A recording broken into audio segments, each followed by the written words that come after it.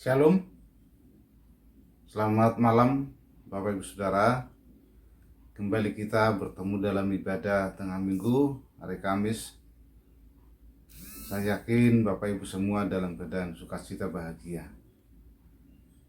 Nah, pada malam hari ini kita akan bersama-sama belajar kembali mengenai tema kita minggu ini, keluargaku, kesaksianku.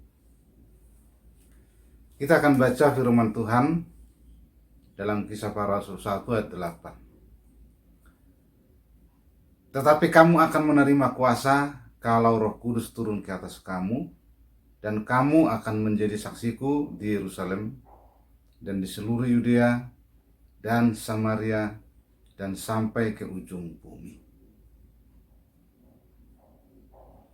Bapak Ibu Saudara, yang dimaksud keluarga adalah yang terdiri dari ayah, ibu, dan anak. Di dalam keterkaitan satu dengan yang lain, tentunya menjadi suatu perhatian di dalam mengikuti Tuhan. Karena itu dari sejak awal Tuhan sangat memperhatikan keluarga, mulai dari sejak penciptaan pertama sampai sekarang ini. Nah, puji Tuhan, tentunya kita yakin bahwa Tuhan kita itu tetap sama, dahulu, sekarang, bahkan sampai selama-lamanya, yang akan terus memperhatikan kehidupan semua keluarga demi keluarga. Nah, kalau sesuai dengan tema kita pada malam hari ini, kesaksianku, keluargaku, atau keluargaku, kesaksianku. Menjadi saksi Kristus harus didahului dengan menerima kuasa Roh Kudus. Seperti dalam Kisah Para Rasul 1 ayat yang ke-8 tadi. Tanpa kuasa Roh Kudus, maka kita tidak akan mungkin menjadi saksi yang baik. Roh Kuduslah yang menginginkan orang-orang percaya menjadi saksinya, menyatakan perbuatannya serta bersaksi tentang apa saja yang telah dikerjakannya dalam seluruh kehidupan kita. Dengan demikian, maka namanya ditinggikan dan dipermuliakan. Menjadi saksi Kristus bukanlah hal yang mudah, karena hal ini tidak mungkin dikerjakan berdasarkan kemampuan dan kebiasaan pribadi. Juga tidak bisa dikerjakan berdasarkan kebiasaan-kebiasaan yang ada, melainkan dengan kekuatan Roh Kudus dan tuntunan kuasa Allah di dalam pimpinan Roh itu sendiri. Bersaksi bagi Kristus adalah panggilan bagi semua orang percaya, kapanpun dan dimanapun anak-anak Tuhan haruslah menjadi saksi bagaimana Tuhan sudah membawa kita kepada pengenalan akan Dia dan mengalami pertobatan. Nah, dalam teks renungan hari ini disebutkan bahwa tetapi kamu akan menerima kuasa kalau Roh Kudus turun ke atas kamu, dan kamu akan menjadi saksiku di Yerusalem dan di seluruh Yudea dan Samaria dan sampai ke ujung bumi. Nah, berdasarkan pada ayat ini, Bapak Ibu Saudara, kita diajak untuk menjadi saksi bukan hanya di Kota Malang, tapi sampai ke ujung bumi.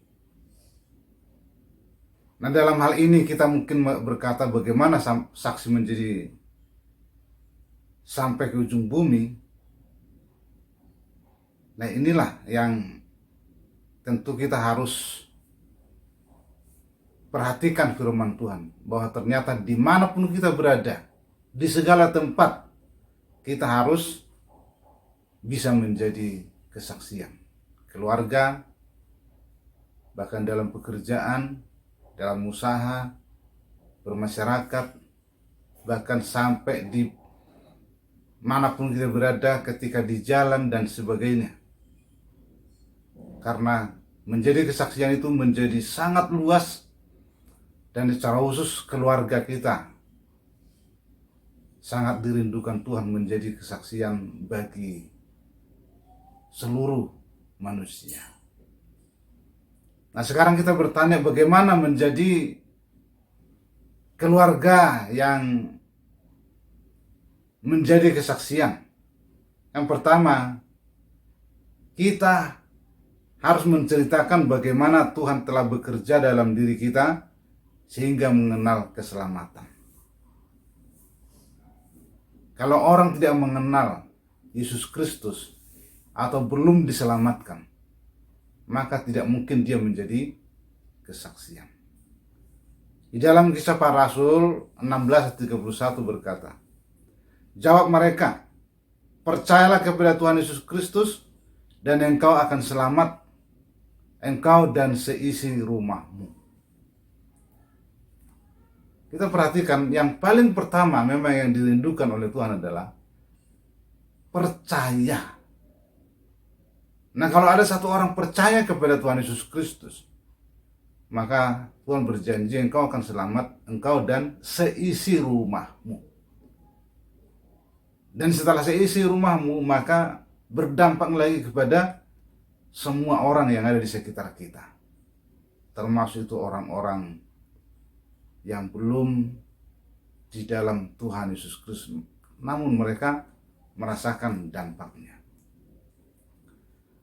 Nah, bila keselamatan yang dari Tuhan Yesus Kristus sudah kita dapatkan, maka kita akan membuktikan yang kedua, yaitu perubahan hidup. Dibuktikan perubahan hidup. Yang tadinya suka bertengkar suami istri, atau orang tua dengan anak, atau orang tua dengan menantu dan sebagainya. Maka dengan perubahan hidup yang bisa kita tunjukkan, maka itu menjadi berkat bagi banyak orang. Karena apa bisa terjadi perubahan itu, Bapak Ibu Saudara? Dalam 1 Korintus 6 ayat 19-20 mengatakan bahwa, atau tidak tahukah kamu bahwa tubuhmu adalah bait Roh Kudus yang diam di dalam kamu, Roh Kudus yang kamu peroleh dari Allah, dan bahwa kamu bukan milik kamu sendiri, sebab kamu telah dibeli dan harganya telah lunas dibayar. Karena itu muliakan Allah dengan tubuhmu. Ayat ini mengatakan bahwa tidak tahukah kamu bahwa tubuhmu adalah bait Roh Kudus yang diam di dalam kamu, Roh Kudus yang kamu peroleh dari Allah. Puji Tuhan, kita sebagai umat pilihan Allah, umat kepunyaan Allah, maka Roh Kudus yang kita peroleh dari Allah, itulah yang mengubah hidup kita. Bukan karena kuat hebat kita, bukan karena kekayaan atau kepintaran kita, tetapi karena Roh Kudus itulah yang memberikan perubahan itu. Dan perubahan dalam hal apa?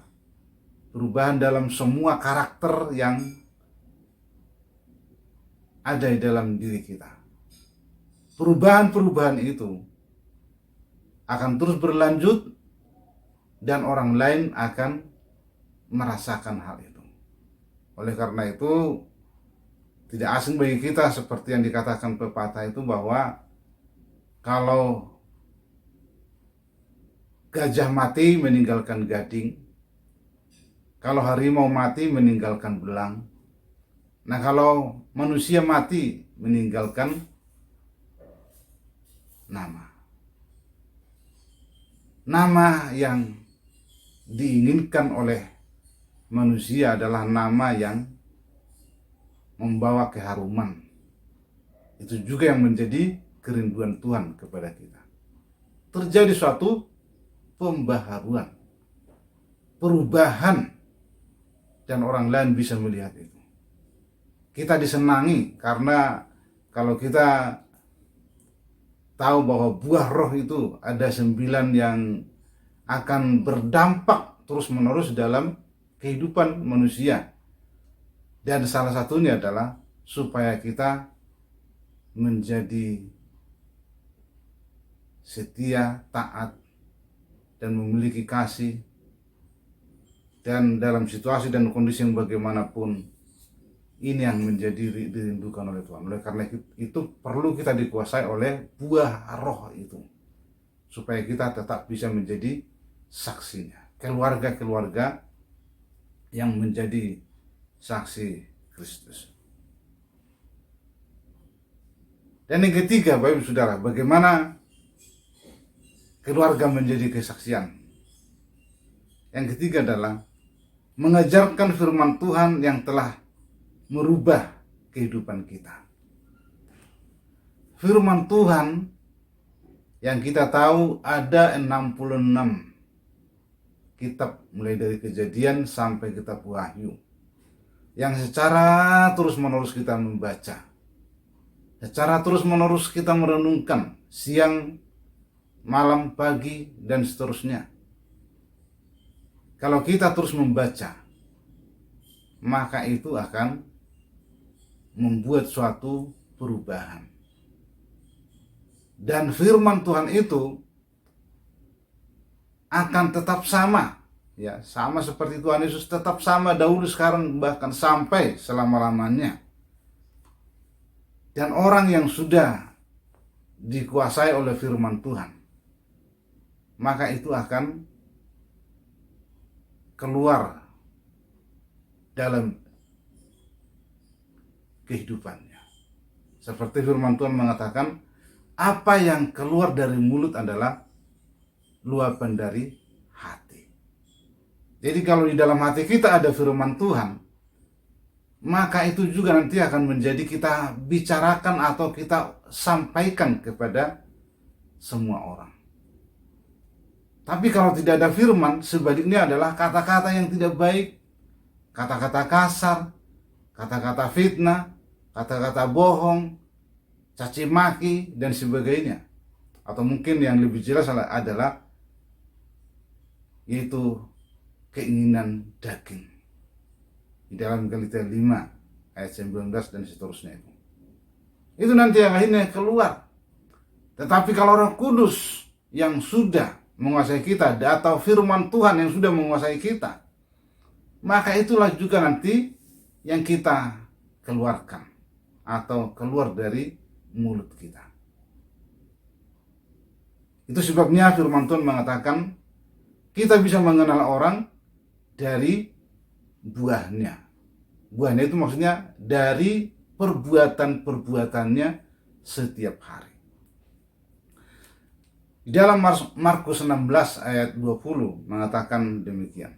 Mereka pun pergilah memberitakan Injil ke segala penjuru, dan Tuhan turut bekerja dan meneguhkan firman itu dengan tanda-tanda yang menyertainya. Kita lihat di situ murid-murid menjadi kesaksian dan menjadi bersaksi karena mereka memang sudah benar-benar menjadi murid-murid Yesus Kristus. Namun untuk menjadi murid Tuhan Yesus Kristus tidak mudah juga.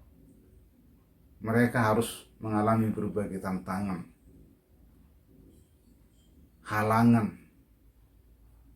Namun mereka bisa lolos, sekalipun tidak semua lolos. Contohnya seperti Yudas Iskariot, jelas-jelas nggak lolos, nggak menjadi kesaksian bagi dunia, tapi dia menjadi batu sandungan. Nah, saya yakin Bapak Ibu Saudara, keluarga-keluarga yang diberkati Tuhan Yesus Kristus, kita semua sangat didambakan oleh Tuhan Yesus Kristus menjadi keluarga-keluarga yang bersaksi, karena kesaksian itu tidak harus melalui seorang pendeta atau seorang gembala atau majelis, tetapi yang paling efektif sebenarnya adalah melalui kesaksian keluarga demi keluarga dimanapun Bapak Ibu Saudara berada. Dalam Kisah Para Rasul 16 ayat 32 juga mengatakan, lalu mereka memberitakan firman Tuhan kepadanya dan kepada semua orang yang ada di rumahnya. Kita lihat di situ, mereka memberitakan firman Tuhan kepadanya dan kepada semua orang. Nah, oleh karena itu pada malam hari ini saya sangat yakin keluarga kita menjadi kesaksian kita dalam situasi dan kondisi yang bagaimanapun. Mari kita buktikan bahwa keluarga kita adalah kesaksian bagi banyak orang yang akan terus menerus kita lakukan di sepanjang kehidupan kita. Oleh karena itu ada 3 hal ini yang perlu kita lakukan sebagai anak-anak Tuhan. Yang pertama adalah ceritakanlah bagaimana Tuhan bekerja di dalam diri saudara yang telah menyelamatkan saudara atau keluarga Anda. Terus hasilkan buah pertobatan itu, karena tanpa pertobatan memang kita tidak bisa menjadi kesaksian. Dan yang kedua, Bapak Ibu Saudara, adalah mari kita tunjukkan perubahan hidup. Kalau Rasul Paulus mengatakan, hidupku bukannya aku lagi, tetapi Kristus yang hidup dalam aku. Dalam keluarga, biarlah Kristus yang hidup, bukan lagi kita sendiri atau keinginan daging, tapi supaya buah roh yang terjadi perubahan hidup. Dan yang ketiga, mari kita buktikan bahwa hidup kita sudah diatur oleh firman Tuhan. Nah, firman Tuhan inilah yang akan membawa kita kepada suatu hidup yang menyenangkan Tuhan dan juga menyenangkan banyak orang. Orang lain pasti menjadi senang apabila kita baik, apabila kita tidak lagi seperti dunia, tapi kita sudah membuktikan bahwa kita menjadi mengikuti teladan Kristus. Amin. Mari kita berdoa. Kami mengucap syukur ya Tuhan, kalau pada malam hari ini kembali kami datang dalam ibadah tengah minggu ini. Dan kami sungguh yakin Tuhanlah yang memberikan berkat-Mu atas kami. Tuhanlah yang telah menyelamatkan kami. Tuhanlah yang menuntun kami sehingga kami bisa ada sampai saat ini.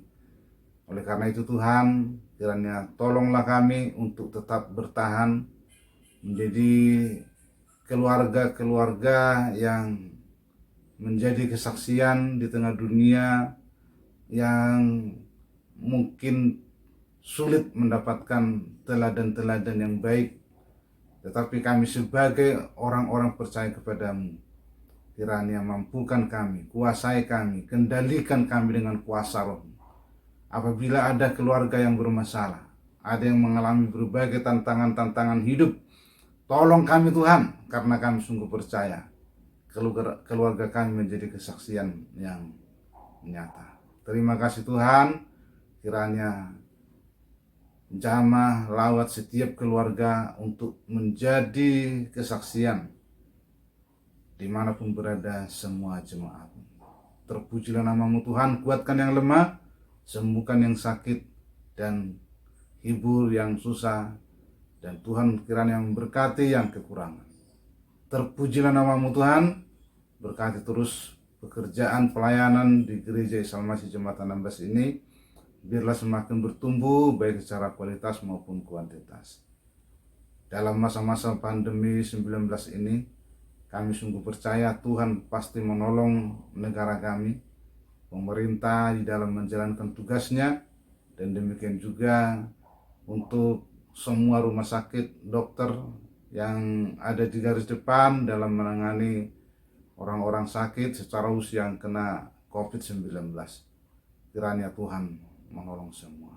Terima kasih Tuhan, dan kami serahkan biarlah melalui renungan ibadah tengah minggu ini kami terus dikuatkan. Terpujilah namamu Tuhan. Kiranya sukacita damai sejahtera yang dari Allah Bapa dan kasih sayang Tuhan Yesus Kristus serta persekutuan Roh Kudus yang terus menyertai kami sekarang sampai selama-lamanya. Amin.